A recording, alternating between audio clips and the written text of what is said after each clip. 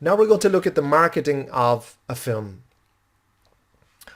And what we're told here is that films can generate revenues for studios for many years. So they start out being shown in the cinemas, and later on they're generating revenues from DVD sales and the broadcasting royalties and fees that come from merchandising, but also from TV runs and the fees that are received from the cable networks, etc. So there are multiple sources of revenue: DVD, royalties and licensing fees, and then of course you've got merchandising with restaurants, etc., who are using the images on their merchandise and pay a fee for that right. Having said that, the box office ticket sales are still the key indicator for the film studio as to how successful a film is likely to be. There's instant feedback here for the film studio, with the first weekend in particular being important. It really indicates whether the film is likely to be a hit or a flop. And what we have here about marketing in the second paragraph is that, again, you have 90% of the marketing costs being committed before the film is even shown in the cinema. So again, we've got a high expense coming early on in the process, and again that heightens the risk for the film studio. What if the film is a flop? It mightn't even recover a lot of the costs that went into making and marketing it. If the film is a success, what the studio will often do is ramp up its promotional work later on, once they have an indication that it's being a success. We're told of social media here for the first time in this pre-scene. There was talk a little bit before about the traditional methods of advertising with television and newspaper advertising. Social media is seen as a cost-effective means of promoting films. I would say that care needs to be taken by the studios if they're seen to push the message too much on social media. What can happen is people start reacting against that. It's less likely that they'll pass the message on if they're seen to be just propagating the message from a multinational. People don't like to be seen to do that nowadays. And interestingly, social media is not really reflected in Menteen's marketing plan for the film that they're releasing, which we'll see in a few pages' time. One Weekend in Moscow is the name of this made-up film for the pre-scene, but we'll see then the marketing spend in the different areas that go into to Menteen's movies, and social media is not really reflected there, so it's something for them to definitely consider. And then finally we're told about licensing being a major form of revenue for the film studios. It develops awareness, and we have the fast food chains paying some significant amounts of money for the right to use the images and film names on their packaging and their toys, etc. And the games that they include as promotional gifts for their customers. And really it's no huge effort for the film studio. They have they have the rights to this to these images, and they're just receiving a fee for doing very little. And it's also free advertising, so it's not just a source of revenue, it's a means of promotion as well. And it works particularly well for blockbusters, for children's films as well.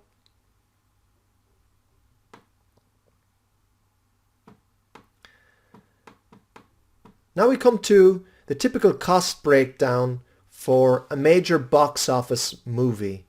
And here we have reference to this fictional movie, One Weekend in Moscow, which is a major movie for Menteen, a recent film that they've launched. And these are the production costs related to that movie. And what we see is there are some interesting costs associated here. The story rights cost $30 million. That's got to be a pretty good story. It's representing a pretty high percentage of the total cost. What also jumps out is the special effects, which we talked about those before. CGI representing the largest cost here, $80 million dollars. Not surprising to see the actor fees being quite high, and the production itself and post-production costs being 60 million. But the highest cost is the CGI. Again, we need to ask, how could Menteen possibly reduce that cost? Is there something they could do on that front? We go on, we're told about, this is just a graph visualizing the split between the different fees. I would ask whether maybe there were delays pushing up the production costs. They represent a high proportion of the total costs. We see the expenses for actors, with 22 million being paid to the lead actor, 8 million to the co-star. That's already 3/4 of the total budget for the actors, and 10 million then we work out as being paid to the other acting staff. Then we're told about the marketing spend, and what we see is that it's 180 million dollars, which represents 41% of the total costs combined with the marketing and total production costs. So a very significant proportion of the costs for the film are going on marketing. We know that 90% of this marketing expense is committed before the film even shows in the cinemas. So it's a huge investment for the film, and it's very risky again in the event that the film is actually a flop.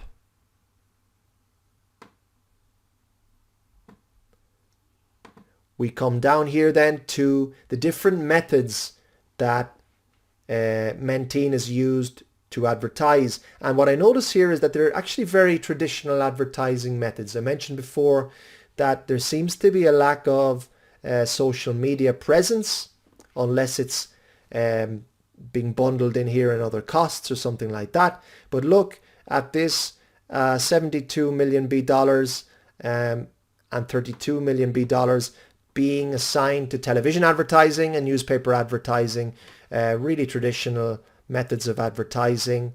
And I would question whether that's entirely wise, given the fact that print media, newspapers, the revenues that they're receiving from advertising fell 15% in 2015, and the same decline is expected again, even higher perhaps, in 2016. That's for the UK, but you can be sure that that is a trend that's repeating throughout the world. Newspaper advertising is in decline, so why spend so much on advertising with newspapers? It's likely that newspapers are attracting less eyeballs, so I'm not sure it's a wise investment for Menteen. And here we just have a graph below of the marketing costs for one weekend in Moscow, with the split for the different marketing channels. We're told about cost of appearances. This is the cost for arranging for the film stars to attend premieres, to appear on television in different countries. And then we're told about the revenues that this movie has generated in B-land and worldwide. And what we have is, we've got 505 million dollars in B-land, and the total revenues being generated are 1.3 million dollars. So that's against total costs of 444 million dollars. This is a major box office movie. So this one has proved to be really quite profitable for Menteen.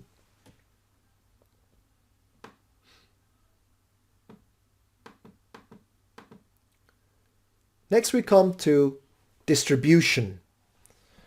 And we're told that most of the large studios have their own distribution companies. For sure the big six in Hollywood do, and Menteen is just the same. that they've got this wholly owned subsidiary that is distributing to the cinema chains on its behalf.